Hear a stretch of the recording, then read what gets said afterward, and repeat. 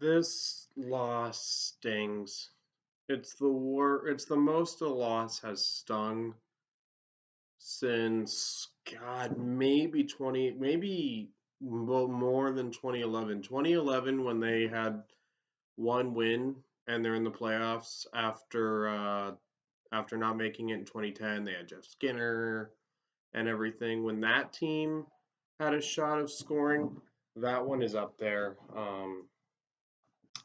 Getting swept by Pittsburgh sucked. Game. So yeah, honestly, maybe going back to the before I can remember. But I'm biased right now. In 2 months, maybe I'll disagree. But where to begin?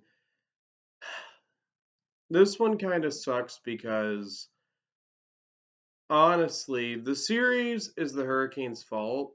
The refs screwed us. I do think the refs screwed us this game. They don't call anything in the dying minutes. They let players know they're not going to be calling stuff in the final minute on both sides, which is fine. That's like you can't change how the playoffs are going to be called over halfway through because we're over halfway through the playoffs at this point. We have one round to go basically because Vegas is going to sweep Dallas as well. So, it's just and then they call it weak tripping penalty. So it was like, oh yeah, trip to Jordan Stahl of all players, and he can't kill a penalty without Jordan Stahl. And Florida scores and they advance. And it's a shame because Carolina actually got 3 goals on Bobrovsky. I'll say this: Florida's the better team at this point. They clearly were. I said Carolina was better in every way. They're not. I was going to say better in every way except goaltending, and Carolina's still good. They're not because they got 3 goals and Florida got 4. So they couldn't outscore Florida once in 4 games. Florida's the better team. Granted, the Jacob Slavin injury hurts. Now it's a clean hit, and that's final. I do think hits like that are why the instigator penalty needs to go because he took other runs at players that were everything was within the rules. It's like I've talked about the Zach Cassian Matthew Tkachuk situation where if you're going to take runs at guys, even if you're doing it within the rules, they should have a right to stick up for themselves. And that's just how I feel. I know some people disagree, but if you're going to take runs at guys, you should have to drop the gloves. I think Cam Neely said it about Ulf Samuelson. Hitting clean, love that. Love that in hockey. I wish you were able to be able to fight back when a guy took runs at you, but the NHL is stupidly continuing to enforce its instigator penalty that nobody likes. And Carolina still took a cross checking, but if they got a fight out of it, they should have dropped the gloves just because it's Jacob Slavin. Um, yeah, sorry, this one hurts honestly. It's the 12th straight loss in the conference finals. They got to find a way to get over the hump. Last time they won the conference finals was 2006. I was in kindergarten. So they're 0-12 in the Eastern Conference Finals. And in a week, maybe 2 weeks, I will probably actually after the Cup's awarded in 2 weeks, I will have considered this Hurricane season a success. This was a successful year. What they did without Pesci or Svechnikov, absolutely spectacular to get here. But now they're here, and like I said in the Hurricane review of round 2, it's Cup or bust mode, and they didn't win the Cup. They didn't win a game after they beat New Jersey, and bust. So this year is a bit of a bust right now. Um, they couldn't find a way to beat Florida. They lost 3 games identical ways. They had to switch things up and open up the scoring because of Slavin's injury, and you can't play defensive hockey without Jacob Slavin. You just can't.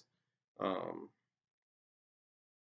and then Florida scored 4 times. It's ridiculous that they couldn't figure out a way to keep the puck out of the net in the game where they scored 3 times. They couldn't score on Bobrovsky. Hurricane of the game, I'll give it to Sebastian Aho. Sebastian Aho played his heart out. I mean, Carolina grinded till the end. I mean, I think they're in the top 4 teams in the league, even though they got swept. Toronto technically won a game. Boston won 3 games against them. But I mean, off season, I don't think Kotkaniemi is the second line center. He's just not. Jordan Stahl is a pending UFA. We'll see if we can bring him back.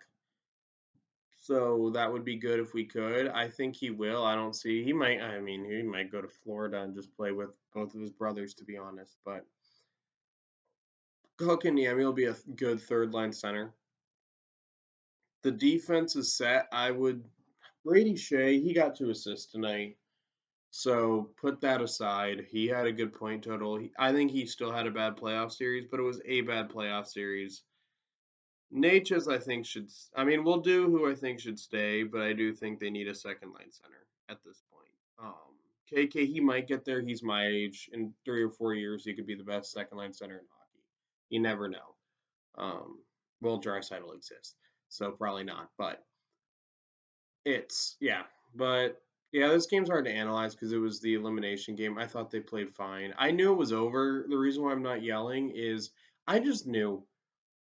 Game 3 was the game. Game 2, game 3 especially. If I could have recorded the live stream, thanks YouTube, um, you would have heard me when that game was over. I yelled the F word 3 times as loud as I could because I knew it was over. And then when the referee called that tripping penalty in the dying minute after letting him know they weren't going to call it, and Florida scored, I was just like, yeah, I got my hopes up with the Jesper Fast goal. I would give him her. If we had won this game, I would give Jesper Fast Hurricane a game. But Aho was a warrior tonight, man. He didn't get a goal. It didn't pay off. But you know what? Even though he didn't get a goal, screw it.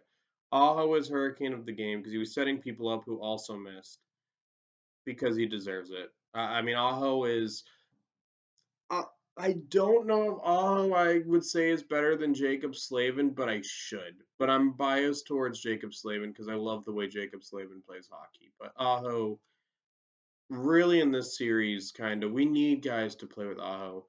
Nate just needs to step it up. He had a chance to tie the game as well, and I was like, that was it, Nate. That was your chance to step up, and he didn't.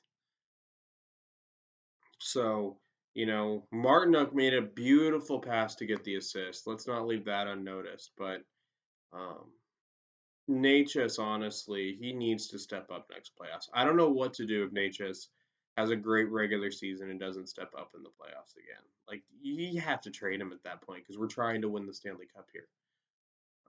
I don't think we should. I don't want to hop on the trade Natchez bandwagon this offseason because I did it last offseason. He proved me wrong during the regular season. But if playoffs, if, like Natchez happens again, yeah, he's not a playoff performer at that point. And maybe he'll be and honestly, it might be best for him to become a playoff performer elsewhere.